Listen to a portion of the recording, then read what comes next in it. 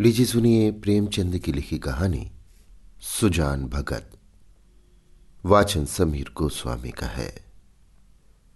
सीधे साधे किसान धन हाथ आते ही धर्म और कीर्ति की ओर झुकते हैं। दिव्य समाज की भांति वे पहले अपने भोग विलास की ओर नहीं दौड़ते। सुजान की खेती में कई साल से कंचन बरस रहा था। मेहनत तो गांव के सभी किसान करते थे, पर सुजान के चंद्रमा बली थे। ऊसर में भी दाना छींट आता तो कुछ न कुछ पैदा हो जाता था। 3 वर्ष लगातार ऊख लगती गई। उधर गुड़ का भाव तेज था। कोई 2-2.5 हजार हाथ में आ गए। बस चित्त की वृत्ति धर्म की ओर झुक पड़ी। साधु संतों का आदर सत्कार होने लगा। द्वार पर धूनी चलने लगी। कानून गो इलाके में आते तो सुजान महतो के चौपाल में ठहरते। हल्के के हेड कांस्टेबल, थानेदार, शिक्षा विभाग के अफसर एक न एक उस चौपाल में पड़ा ही रहता। महतो मारे खुशी के फूल ही न समाते। धन्य भाग, उसके द्वार पर अब इतने बड़े बड़े हाकिम आकर ठहरते हैं। जिन हाकिमों के सामने उसका मुंह न खुलता था, उन्हीं की अब महतो महतो करते जबान सूखती थी। कभी कभी भजन भाव हो जाता। एक महात्मा ने डौल अच्छा देखा तो गांव में आसन जमा दिया। गांजे और चरस की बहार उड़ने लगी। एक ढोलकाई मजीरे मंगाए गए। सत्संग होने लगा। ये सब सुजान के दम का जलूस था। घर में सैरों दूध होता, मगर सुजान के कंठ तले एक बूंद भी न जाने की कसम थी। कभी हाकिम लोग चखते, कभी महात्मा लोग। किसान को दूध घी से क्या मतलब, उसे रोटी और साग चाहिए। सुजान की नम्रता का अब पारावार न था। सबके सामने सिर झुकाए रहता। कहीं लोग ये न कहने लगे कि धन पाकर उसे घमंड हो गया है। गांव में कुल 3 कुएं थे। बहुत से खेतों में पानी न पहुंचता था। खेती मारी जाती थी। सुजान ने एक पक्का कुआं बनवा दिया। कुएं का विवाह हुआ, यज्ञ हुआ, ब्रह्म भोज हुआ। जिस दिन पहली बार पुर चला, सुजान को मानो चारों पदार्थ मिल गए। जो काम गांव में किसी ने न किया था, वो बाप दादा के पुण्य प्रताप से सुजान ने कर दिखाया। एक दिन गांव में गया कि यात्री आकर ठहरे। सुजान ही के द्वार पर उनका भोजन बना। सुजान के मन में भी गया करने की बहुत दिनों से इच्छा थी। ये अच्छा अवसर देखकर वो भी चलने को तैयार हो गया। उसकी स्त्री बुलाकी ने कहा, अभी रहने दो, अगले साल चलेंगे। सुजान ने गंभीर भाव से कहा, अगले साल क्या होगा कौन जानता है। धर्म के काम में मीन मेख निकालना अच्छा नहीं। जिंदगानी का क्या भरोसा। बुलाकी, हाथ खाली हो जाएगा। सुजान, भगवान की इच्छा होगी तो फिर रुपए हो जाएंगे। उनके यहाँ किस बात की कमी है। बुलाकी इसका क्या जवाब देती। सत्कार में बाधा डालकर अपनी मुक्ति क्यों बिगाड़ दी। प्रातःकाल स्त्री और पुरुष गया करने चले। वहां से लौटे तो यज्ञ और ब्रह्म भोज की ठहरी। सारी बिरादरी निमंत्रित हुई। 11 गांवों में सुपारी बटी। इस धूमधाम से कार्य हुआ कि चारों ओर वाह वाह मच गई। सब यही कहते थे कि भगवान धन दे तो दिल भी ऐसा दे। घमंड तो छू नहीं गया। अपने हाथ से पत्तल उठाता फिरता था। कुल का नाम जगा दिया।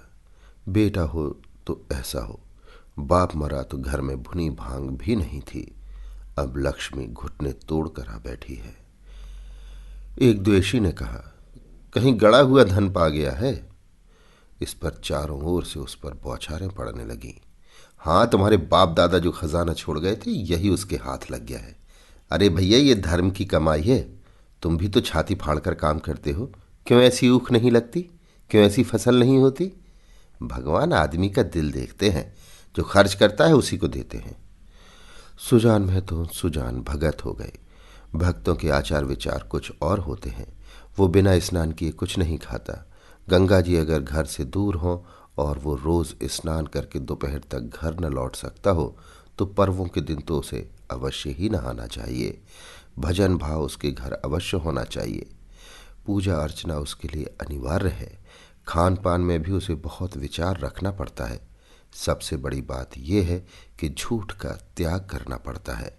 भगत झूठ नहीं बोल सकता। साधारण मनुष्य को अगर झूठ का दंड 1 मिले तो भगत को 1 लाख से कम नहीं मिल सकता। अज्ञान की अवस्था में कितने ही अपराध क्षम्य हो जाते हैं। ज्ञानी के लिए क्षमा नहीं है, प्रायश्चित नहीं है, यदि है तो बहुत ही कठिन। सुजान को भी अब भक्तों की मर्यादा को निभाना पड़ता। अब तक उसका जीवन मजूर का जीवन था। उसका कोई आदर्श, कोई मर्यादा उसके सामने न थी।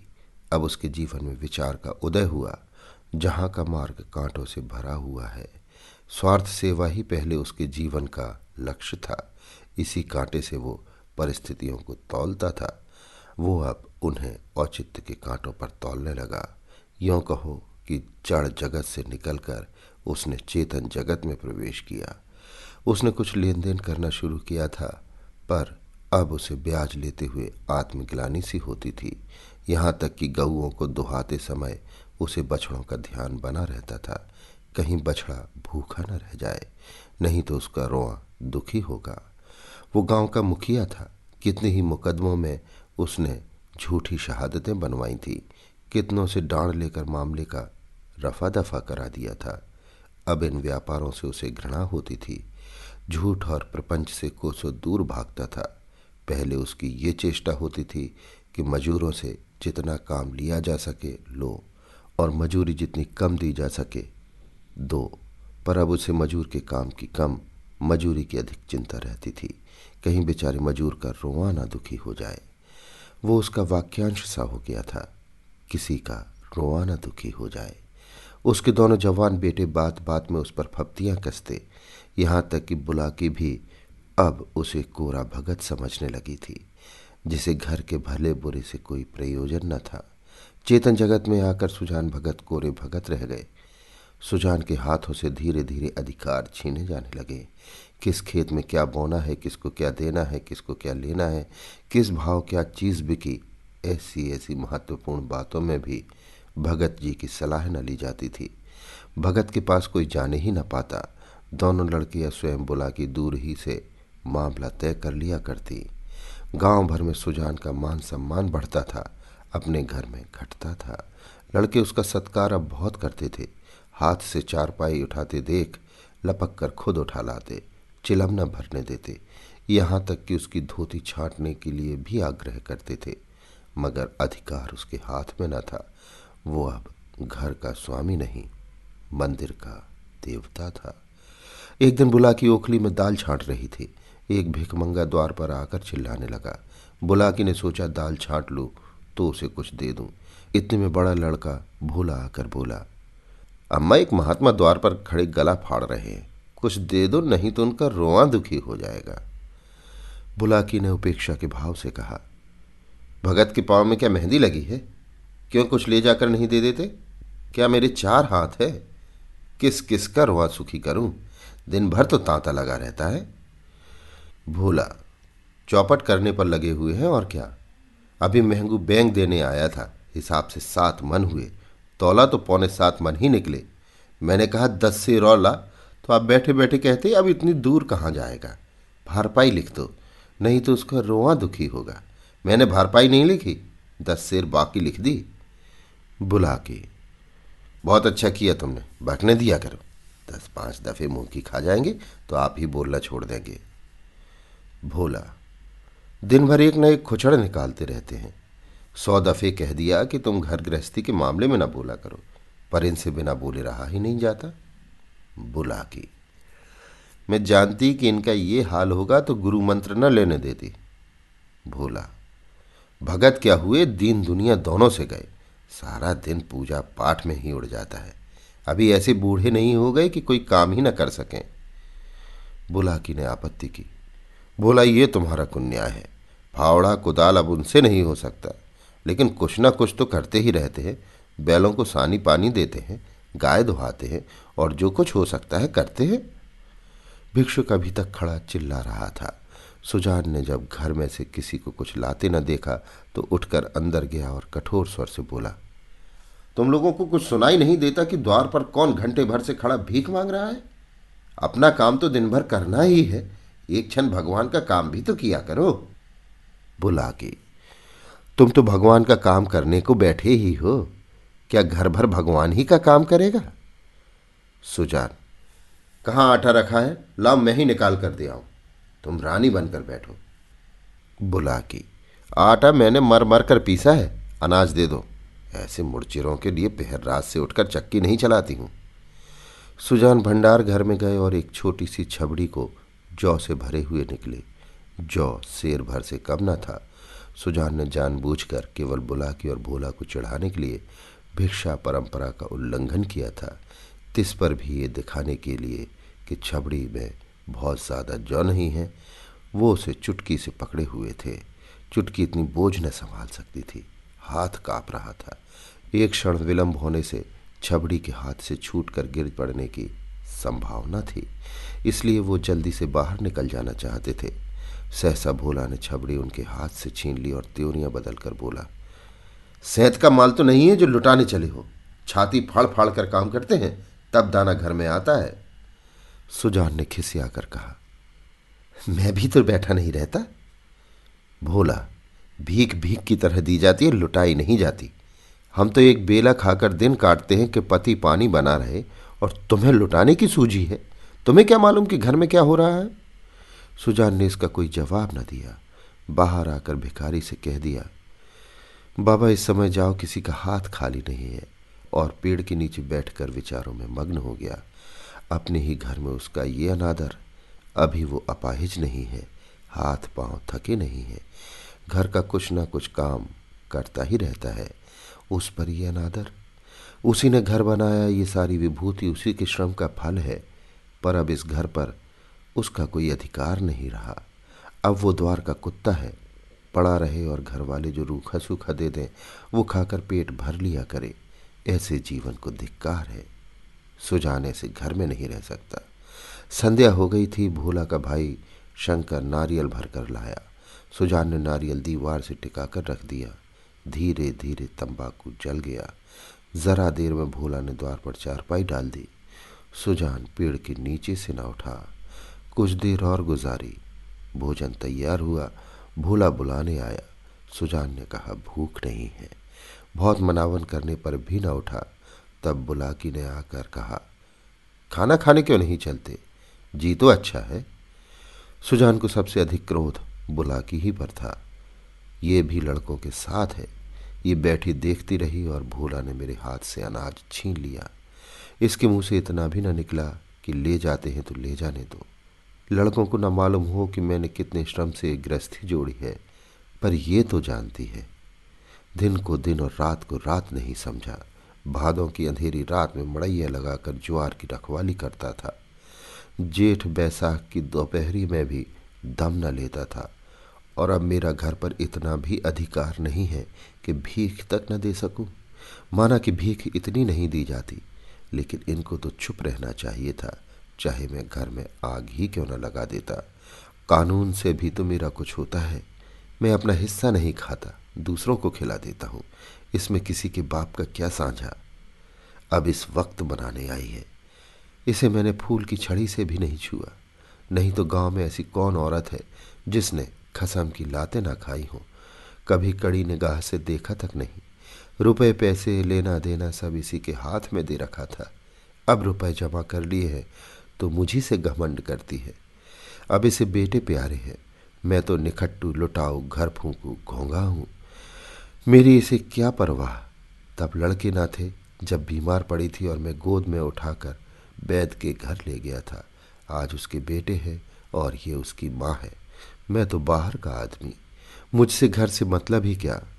बोला, अब खा पी कर क्या करूँगा। हल जोतने से रहा, फावड़ा चलाने से रहा। मुझे खिलाकर दाने को क्यों खराब करेगी।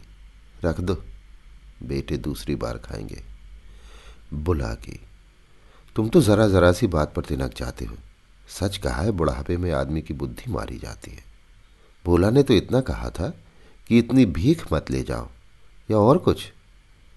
सुजान, हाँ बेचारा इतना कहकर रह गया। तुम्हें तो मज़ा तब आता जब वो ऊपर से दो चार डंडे लगा देता। क्यों, अगर यही अभिलाषा है तो पूरी कर लो। भोला खा चुका होगा, बुला लो। नहीं, भोला को क्यों बुलाती हो, तुम ही ना जमा दो दो चार हाथ। इतनी कसर है, वो भी पूरी हो जाए। बुला की, हाँ और क्या, यही तो नारी का धर्म ही है। अपने भाग सराहो कि मुझ जैसी सीधी औरत पाली, जिस बल चाहते हो बैठाते हो। ऐसी मुंहजोर होती तो तुम्हारे घर में एक दिन भी निबाह ना होता। सुजान, हाँ भाई, वो तो मैं ही कह रहा हूं कि देवी थी और हो। मैं तब भी राक्षस था और अब भी दैत्य हो गया हूं। बेटे कमाऊ हैं, उनकी सी ना कहोगी तो क्या मेरी सी कहोगी? मुझसे अब क्या लेना देना है? बुला की, तुम झगड़ा करने पर तुले बैठे हो और मैं झगड़ा बचाती हूं कि चार आदमी हंसेंगे। चलकर खाना खा लो सीधे से, नहीं तो मैं जाकर सो रहूंगी। सुजान, तुम भूखी क्यों सो रहोगी? तुम्हारे बेटों की तो कमाई है। हम मैं बाहरी आदमी हूं। बुला की, बेटे तुम्हारे भी तो हैं। सुजान, नहीं, मैं ऐसे बेटों से बाज आया। किसी और के बेटे होंगे, मेरे बेटे होते तो क्या मेरी दुर्गति होती? बुला की, गालियां दोगे तो मैं भी कुछ कह बैठूंगी। सुनती थी मर्द बड़े समझदार होते हैं, पर तुम सबसे न्यारे हो। आदमी को चाहिए कि जैसा समय देखे वैसा काम करे। अब हमारा और तुम्हारा निबाह इसी में है कि नाम के मालिक बने रहें और वही करें जो लड़कों को अच्छा लगे। मैं ये बात समझ गई, तुम क्यों नहीं समझ पाते? जो कमाता है उसी का घर में राज होता है, ये दुनिया का दस्तूर है। मैं बिना लड़कों से पूछे कोई काम नहीं करती। तुम क्यों अपने मन की करते हो? इतने दिनों तक तो राज कर लिया, अब क्यों इस माया में पड़े हो? आधी रोटी खाओ, भगवान का भजन करो और पड़े रहो। चलो खाना खा लो। सुजान, अब तो मैं द्वार का कुत्ता हूं। बुला की, बात जो थी वो मैंने कह दी, अब अपने को जो चाहो समझो। सुजान न उठे, बुला की हार कर चली गई। सुजान के सामने अब एक नई समस्या खड़ी हो गई थी। वो बहुत दिनों से घर का स्वामी था और अब भी ऐसा ही समझता रहा। परिस्थिति में कितना उलट फेर हो गया था, इसकी उसे खबर न थी। लड़के उसका सेवा सम्मान करते हैं, ये बात उसे भ्रम में डाले हुए थी। लड़के उसके सामने चिलम नहीं पीते, खाट पर नहीं बैठते। क्या ये सब उसके गृह स्वामी होने का प्रमाण न था? पर आज उसे ये ज्ञात हुआ कि ये केवल श्रद्धा थी, उसके स्वामित्व का प्रमाण नहीं। क्या इस श्रद्धा के बदले वो अपना अधिकार छोड़ सकता था? कदापि नहीं। अब तक जिस घर में राज किया, उसी घर में पराधीन बनकर वो नहीं रह सकता। उसको श्रद्धा की चाह नहीं, सेवा की भूख नहीं, उसे अधिकार चाहिए। वो इस घर पर दूसरों का अधिकार नहीं देख सकता। मंदिर का पुजारी बनकर वो नहीं रह सकता। न जाने कितनी रात बाकी थी। सुजान ने उठकर गणासे से बैलों का चारा काटना शुरू किया। सारा गांव सोता था, पर सुजान करवी काट रहे थे। इतना श्रम उन्होंने अपने जीवन में कभी न किया था। जब से उन्होंने काम करना छोड़ा था, बराबर चारे के लिए हाय हाय पड़ी रहती थी। शंकर भी काटता था, भूला भी काटता था, पर चारा पूरा न पड़ता था। आज वो इन लौंडों को दिखा देंगे चारा कैसे काटना चाहिए। उनके सामने कटिया का पहाड़ खड़ा हो गया और टुकड़े कितने महीन और सुडोल थे, मानो सांचे में ढाले गए हों। मुंह अंधेरे बुला के उठी तो कटिया का ढेर देखकर दंग रह गई। बोली, क्या भोला आज रात भर कटिया ही काटता रह गया? कितना कहा कि बेटा जी से जहान है, पर मानता ही नहीं, रात को सोया ही नहीं। सुजान भगत ने ताने से कहा, वो सोता ही कब है, जब देखता हूं काम ही करता रहता है। ऐसा कमाऊ संसार में और कौन होगा? इतने में भोला आंखें मलता हुआ बाहर निकला। उसे भी ये ढेर देखकर आश्चर्य हुआ। माँ से बोला, क्या शंकर आज रात को उठा था अम्मा? बुला की, वो तो पड़ा सो रहा, मैंने तो समझा तुमने काटी होगी। भोला, मैं तो सवेरे उठ ही नहीं पाता, दिन भर चाहे जितना काम कर लूं, पर रात को मुझसे नहीं उठा जाता। बुला की, तो क्या तुम्हारे दादा ने काटी है? भोला, हाँ मालूम तो होता है, रात भर सोए नहीं। मुझसे कल बड़ी भूल हुई। अरे वो तो हल लेकर जा रहे थे, जान देने पर उतारू हो गए हैं क्या? बुला की, क्रोधी तो सदा के हैं, अब किसी को सुनेंगे थोड़े ही। भोला, शंकर को जगा दो, मैं भी जल्दी से मुंह हाथ धोकर हल ले जाऊं। जब और किसानों के साथ भोला हल लेकर खेत में पहुंचा तो सुजान आधा खेत जोत चुके थे। भोला ने चुपके से काम करना शुरू किया। सुजान से कुछ बोलने की उसकी हिम्मत न पड़ी।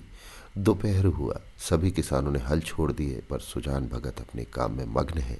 भोला थक गया है। उसकी बार बार इच्छा होती है कि बैलों को खोल दे, मगर डर के मारे कुछ कह नहीं सकता। सबको आश्चर्य हो रहा है कि दादा कैसे इतनी मेहनत कर रहे हैं। आखिर डरते डरते बोला, दादा अब तो दोपहर हो गया, हल खोल देना। सुजान, हाँ खोल दो, तुम बैलों को लेकर चलो, मैं डांड फेंक कर आता हूं। भोला, मैं संझा को डांड फेंक दूंगा? सुजान, तुम क्या फेंक दोगे? देखते नहीं हो खेत कटोरी की तरह गहरा हो गया है, तभी तो बीच में पानी जम जाता है। इस कोइड़ के खेत में 20 मन का भीगा होता था, तुम लोगों ने इसका सत्यानाश कर दिया। बैल खोल दिए गए। भोला बैलों को लेकर घर चला, पर सुजान डांड फेंकते रहे। आध घंटे बाद डांड फेंक कर वो घर आए, मगर थकान का नाम न था। नहा खाकर आराम करने के बदले उन्होंने बैलों को सहलाना शुरू किया। उनकी पीठ पर हाथ फेरा, उनके पैर मले, पूंछ सहलाई। बैलों की पूंछें खड़ी थी। सुजान की गोद में सिर रखे उन्हें अकथनीय सुख मिल रहा था। बहुत दिनों बाद आज उन्हें ये आनंद प्राप्त हुआ था। उनकी आंखों में कृतज्ञता भरी हुई थी, मानो वे कह रहे थे, हम तुम्हारे साथ दिन रात काम करने को तैयार हैं। अन्य कृषकों की भांति भोला अभी कमर सीधी कर रहा था कि सुजान ने फिर हल उठाया और खेतों की ओर चले। दोनों बैल उमंग से भरे दौड़े चले जाते थे, मानो उन्हें स्वयं खेत में पहुंचने की जल्दी थी। भोला ने मड़ैया पर लेटे लेटे पिता को हल लिए जाते देखा, पर उठ न सका। उसकी हिम्मत छूट गई। उसने कभी इतना परिश्रम न किया था। उसे बनी बनाई गृहस्थी मिल गई थी। उसे ज्यों त्यों चला रहा था। इन दामों वो घर का स्वामी बनने का इच्छुक न था। जवान आदमी को 20 धंधे होते हैं। हंसने बोलने के लिए, गाने बजाने के लिए भी तो उसे कुछ समय चाहिए। पड़ोस के गांव में दंगल हो रहा है। जवान आदमी कैसे अपने को वहां जाने से रोकेगा? किसी गांव में बारात आई है, नाच गाना हो रहा है। जवान आदमी क्यों उसके आनंद से वंचित रह सकता है? वृद्ध जनों के लिए बाधाएं नहीं। उन्हें न नाच गाने से मतलब, न खेल तमाशे से गरज। केवल अपने काम से काम है। बुलाकी ने कहा, भोला, तुम्हारे दादा हल लेकर गए।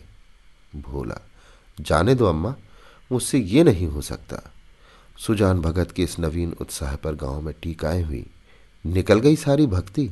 बना हुआ था, माया में फंसा हुआ है। आदमी काहे को, भूत है।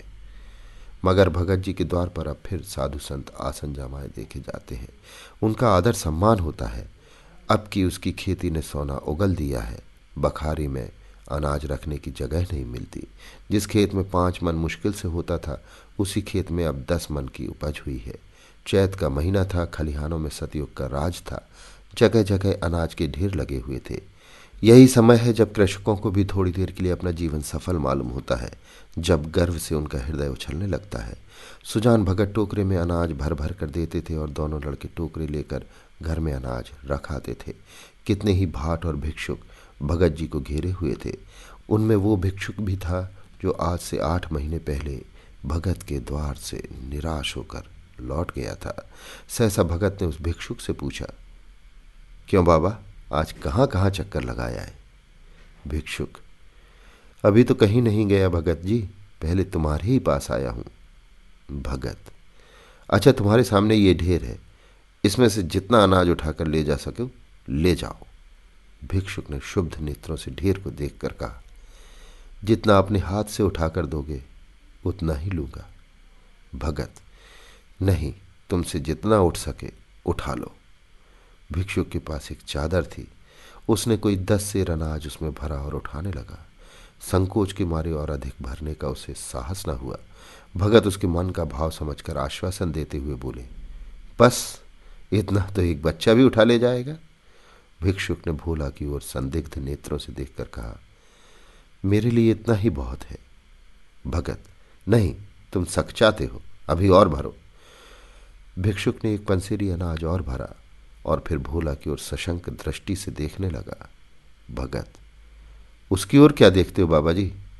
मैं जो कहता हूं वो करो। तुमसे जितना उठाया जा सके उठा लो।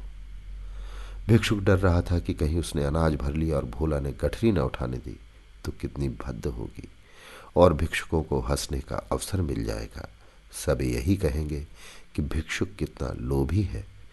उसे और अनाज भरने की हिम्मत न पड़ी। तब सुजान भगत ने चादर लेकर उसमें अनाज भरा और गठरी बांधकर बोले, इसे उठा ले जाओ। भिक्षुक, बाबा, इतना तो मुझसे ना उठ सकेगा। भगत, अरे इतना भी ना उठ सकेगा? बहुत होगा तो मन भर, भला जोर तो लगाओ, देखो उठा सकते हो या नहीं। भिक्षुक ने गठरी को आजमाया। भारी थी, जगह से हिली भी नहीं। बोला, भगत जी ये मुझसे न उठ सकेगी। भगत, अच्छा बताओ किस गांव में रहते हो? भिक्षुक, बड़ी दूर है भगत जी, अमूला का नाम तो सुना होगा। भगत, अच्छा आगे आगे चलो, मैं पहुंचा दूंगा। ये कहकर भगत ने जोर लगाकर गठरी उठाई और सिर पर रखकर भिक्षुक के पीछे हो लिए। देखने वाले भगत का ये पौरुष देखकर चकित हो गए। उन्हें क्या मालूम था कि भगत पर इस समय कौन सा नशा था। 8 महीने के निरंतर अविरल परिश्रम का आज उन्हें फल मिला था। आज उन्होंने अपना खोया हुआ अधिकार फिर पाया था। वही तलवार जो केले को भी नहीं काट सकती, सान पर चढ़कर लोहे को काट देती है। मानव जीवन में लाग बड़े महत्व की वस्तु है। जिसमें लाग है वो बूढ़ा भी हो तो जवान है, जिसमें लाग नहीं, गैरत नहीं, वो जवान भी मृतक है। सुजान भगत में लाग थी और उसी ने उन्हें अमानुषीय बल प्रदान कर दिया था। चलते समय उन्होंने भोला की ओर सगर्व नेत्रों से देखा और बोले, ये भाट और भिक्षुक खड़े हैं, कोई खाली हाथ न लौटने पाए। भोला सिर झुकाए खड़ा था, उसे कुछ बोलने का हौसला न हुआ। वृद्ध पिता ने उसे परास्त कर दिया था। अभी आप सुन रहे थे प्रेमचंद की लिखी कहानी सुजान भगत। वाचन समीर गोस्वामी का था। Ace is the place with the helpful hardware, folks. Ace is the only national retailer that carries Benjamin Moore paint, which means the paint you trust and a huge selection of colors are right in your neighborhood. And this Saturday only, you can pick up a free sample of Benjamin Moore at your local Ace. It's a great way to explore quality colors and find the perfect one for your place. So if you're looking for award-winning service and a new look for your home, look no further than Benjamin Moore paint at Ace. Offer valid August 1st for Ace Rewards members. Limit 1 at participating stores while supplies last.